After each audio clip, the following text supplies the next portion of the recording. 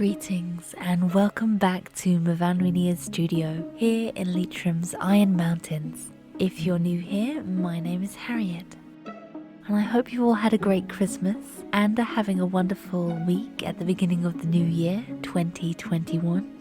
It has become very cold in my part of the world and we are seeing our first snowfall a couple of days after Christmas, so not quite a white Christmas, but I still got to go snow sledging with my family.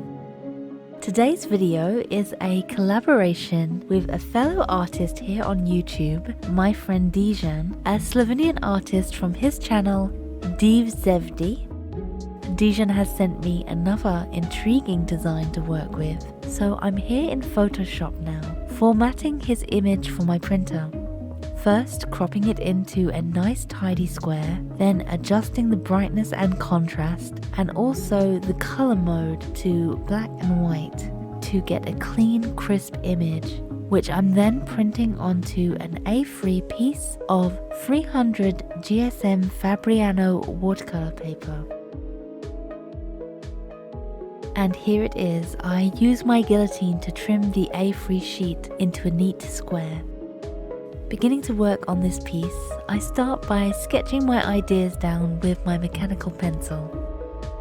This is my fourth collaboration with Dejan, and I'm going to be adding it to my playlist, so if you're interested in seeing how this little body of work is developing, you can check out some of our other collaboration videos.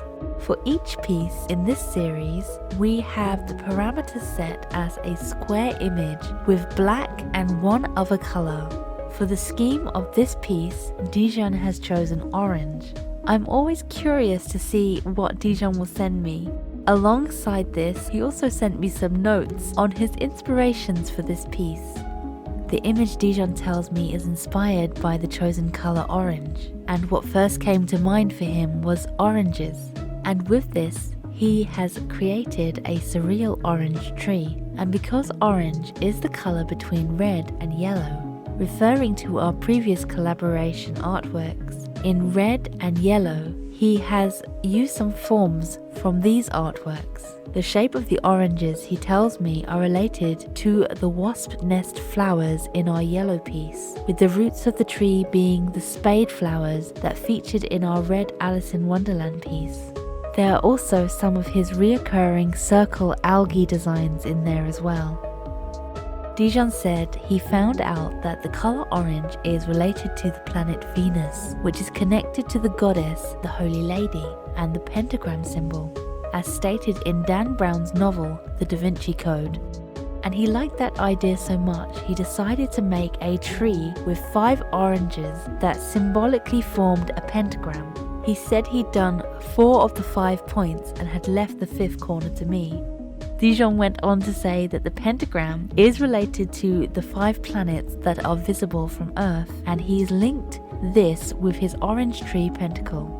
Down to the left is Saturn with its rings. Right next to it is Jupiter, and the circled algae pattern represents Jupiter's moons. The 4 more visible of them are Galilean's moons. The middle circle form is Mars. The circle shape, together with the spade flower on it, makes the Mars symbol, which is a circle with an arrow. The upper orange, that has a more fluid form, is representing Mercury. I just love all the symbolism in Dejan's design. He said the 5th missing planet from those mentioned of the ones that are visible from Earth is Venus. Venus is the 2nd planet from the Sun and is named after the Roman goddess of love and beauty. As it's the 2nd brightest natural object in the Earth's sky after the Moon, Venus can cast shadows and can, on rare occasion, also be visible in daylight. It is considered the sister planet of Earth. Its proximity to the Sun and its dense atmosphere makes it our solar system's hottest planet. And from Earth, it actually traces a perfect pentacle across the elliptical sky every 8 years. According to Dan Brown in his novel The Da Vinci Code, this fact astonished astronomers so much that the pentacle became a symbol of perfection and beauty.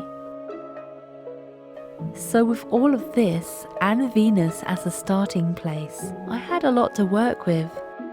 I have represented Venus as a space woman or a goddess with a bubble space helmet on or halo, creating the 5th point. She's intertwined with the orange tree. I wanted her to be a little bit alien looking, so I gave her a wispy-like tail and did a detailed paisley pattern on her costume with orange ink. Paisley is one of my favourite patterns and a reoccurring motif in a lot of my artwork. The original Persian drop-like motif, or the Buta, is a Zoroastrian symbol of life and eternity. I love the idea that this surreal orange tree is also alien, an alien plant from another world, so I drew it growing on the surface of a kind of moon, like a planet with craters. And my space goddess really reminds me of 1950s era science fiction comic book kind of pin-up space girl aesthetic. So going along with this evolving vibe, I included some rocket ships with that classic kind of retro future space art feel. I wanted to include some planets in the background of my space scene, so I included Jupiter in the distance as a kind of visual conversation with the Jupiter orange on Dejan's tree, and in the foreground I included another orange tree vegetation, just one to the left corner, to allude that the vegetation of these orange trees was more widespread on the planet. So I tried to mimic one of Dejan's orange shapes, and I did this with my Penalt brush pen. I've watched Dejan make this type of illustration before, and I'm sure this is a similar tool to what he's did the original drawing with. And once I was happy with my sketch, I redefined the line work by inking it with my glass dip pen. I first explored my inking options by swatching them out onto a little piece of card. The inks I am using are by Winston & Newton. The orange, the scarlet, which in this range is a very pinkish red, and the black for the bulk of my outlines. When mixing the scarlet and orange together, you get this delicious fiery sunset orange pink tone, which I love. When using this glass dip pen, I have learnt that by only dipping the ink halfway up the spiral nib design, it creates a smooth and continuous flow. Put too much ink on the nib, it makes the ink flow faster and be more prone to ink drops. What I love about this glass pen is the consistent thickness of line work. Indian ink can get quite gloopy when it starts to dry. It's important to be able to rinse your nib and prevent it from clogging into the tiny glass grooves that spiral around the pen. With its fragile glass tip, I always use a little ceramic bowl with a thick piece of sponge in the bottom. I fill the bowl with water until the sponge is completely waterlogged, and this serves as a soft padding to rinse and wipe the glass tip against. This also works very well if you want to quickly rinse the nib and change the color of your ink as you're working.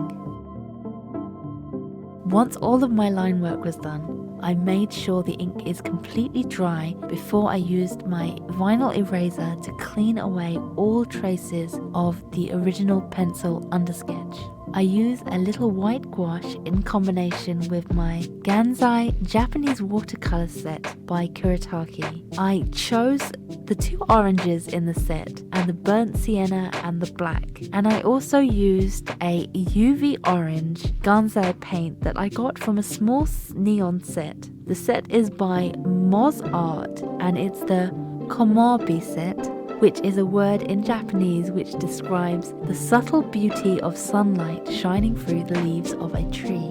UV art is a long time passion of mine, and I was very excited to try out some of these colours. This orange is a little bit more matte than the Kuretake 𝐏𝐿𝐴, but it handles in much the same way. I had a lot of fun playing with all the colours in the fiery sky and blending all those oranges together to create this strange spacey landscape. I tried not to overwork the sky and let the watery colours bleed into each other to create some interesting textures and depths. The challenge with that was trying to keep the watery areas from running into the more intentionally painted areas. This was achieved by creating neat wet outlines around the shapes that I wanted to protect and allowing the watery fluid washes to meet them gently, keeping the wash in the background and not bleeding over the lines or white areas of my image.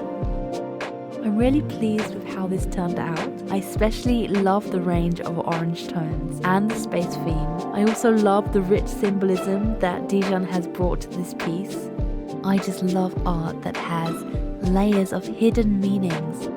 These fragments sometimes, even if never known to the viewer, they have this allure to some kind of mystery, something to find, secrets to know.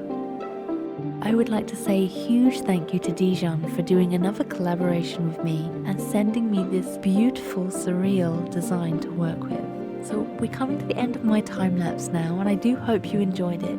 If you've made it this far, thank you so much for watching. Do have a wonderful and inspiring week, and I will see you all again soon for another video.